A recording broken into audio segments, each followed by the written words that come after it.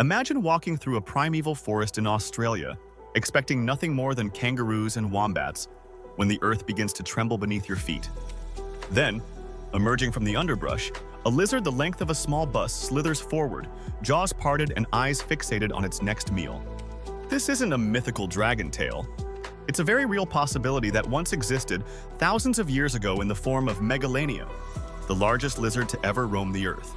Its legend might be nearly lost to time, but the monstrous outlines of its skeleton hint at a predator so formidable it could dominate entire ecosystems, and possibly even terrorize the earliest humans who dared to cross its path. To truly understand Megalania's role in the grand tapestry of life, we must first step back into an era of colossal wonders and harsh extremes, the Pleistocene. Ancient Australia was nothing like the continent we recognize today. Instead of boundless deserts and vibrant coastal cities, there were dense woodlands, sprawling grasslands, and an assortment of truly enormous creatures that seemed plucked from a fantasy novel.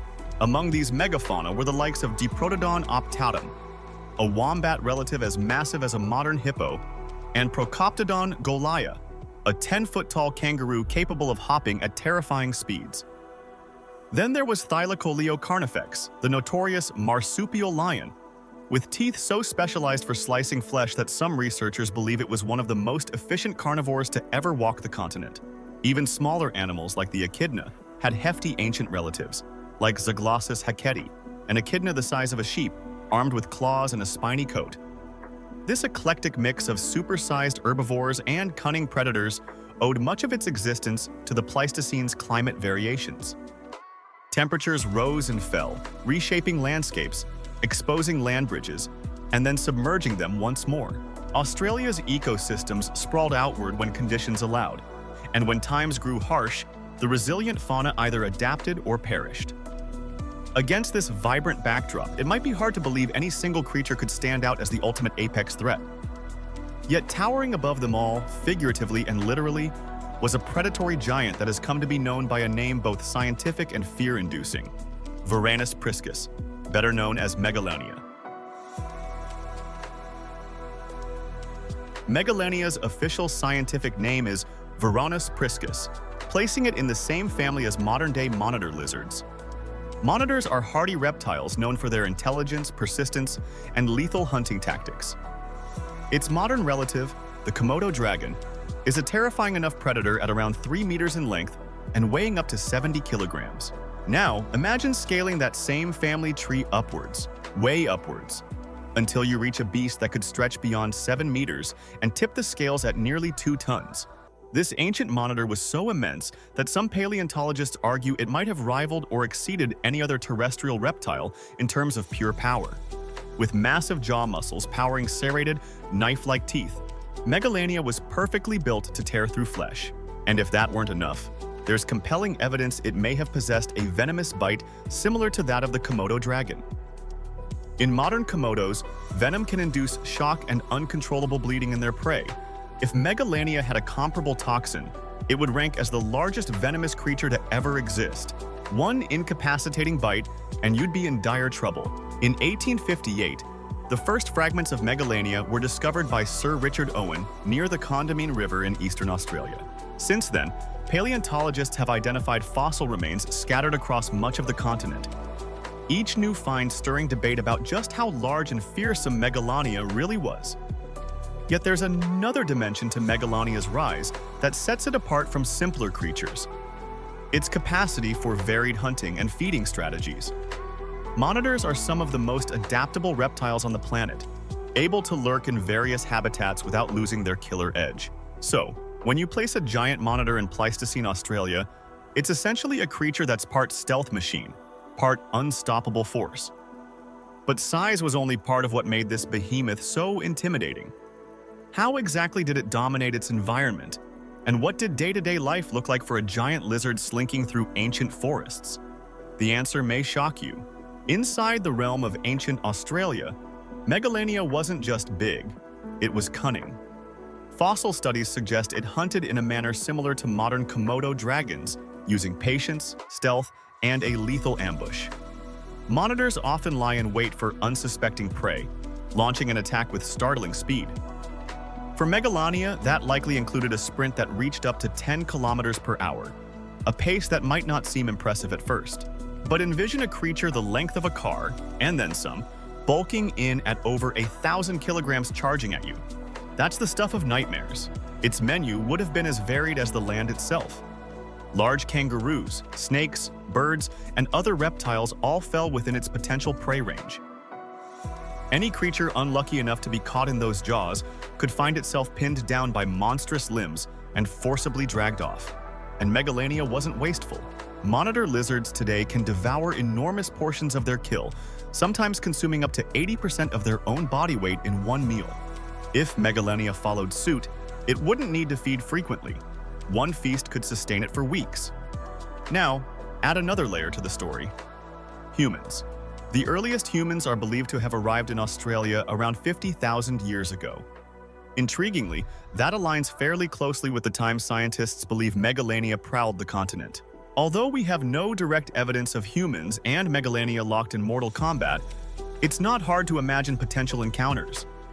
Ancient people armed with primitive spears or clubs, crossing paths with a 2-ton predator would have experienced fear and awe, unlike anything we can easily compare to in the modern day.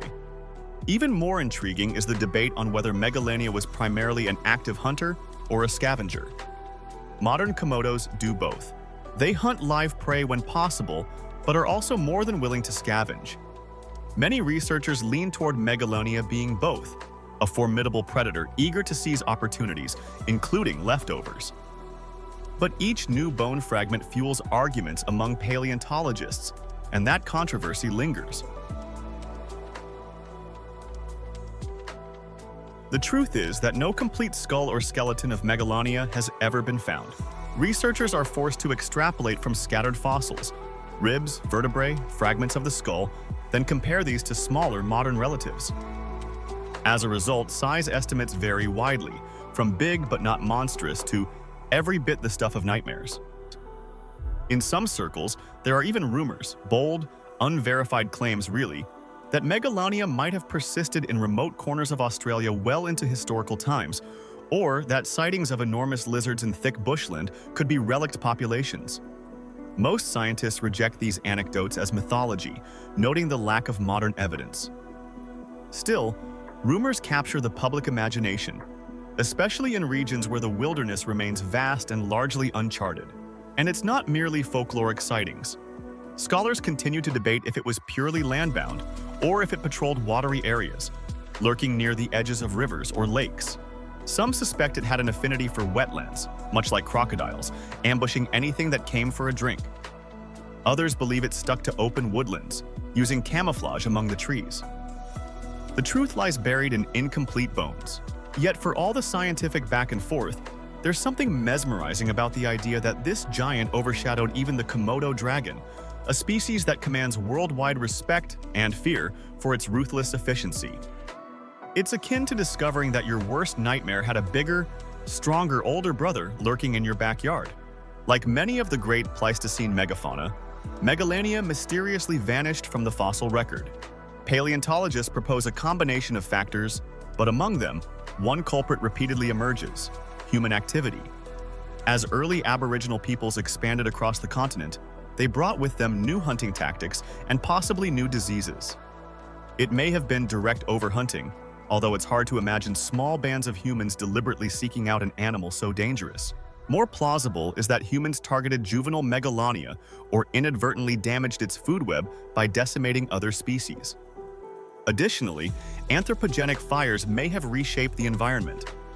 Aboriginal fire practices, while beneficial for certain types of vegetation, might have destroyed or fragmented key habitats for large reptiles.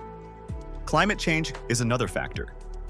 The end of the Pleistocene was a chaotic time for many regions of the world. Shifting temperatures led to changes in flora and fauna. However, most scientists lean toward the view that human pressure played a crucial role, driving Megalania to the brink. Yet, even in extinction, Megalania's shadow lingers on. Each time paleontologists unearth a fresh fossil, they glean new clues about its anatomy and behavior. With every new find, the story of Megalania evolves, reminding us that the lost lizard king might not be as lost as we once thought. at least in terms of what we can learn. Pieces of its mighty puzzle continue to surface from the rocky outback, whispering of a predator that once reigned supreme. And so we close this chapter on Megalania, a creature that stood as the unchallenged monarch of ancient Australia, an era already notorious for breeding beasts of astounding proportions. Its legacy is written in fragmented bones, in the cautionary legends that whisper through the eons, and in the possibility that early humans, upon setting foot on this wild land, may have stared into the eyes of a reptile that defies our modern imagination. Yet so many questions remain. How large did it truly grow? Was it a cunning killer, dripping venom, or a more laid-back scavenger that simply took every advantage it could? Each new piece of evidence only deepens the mystery.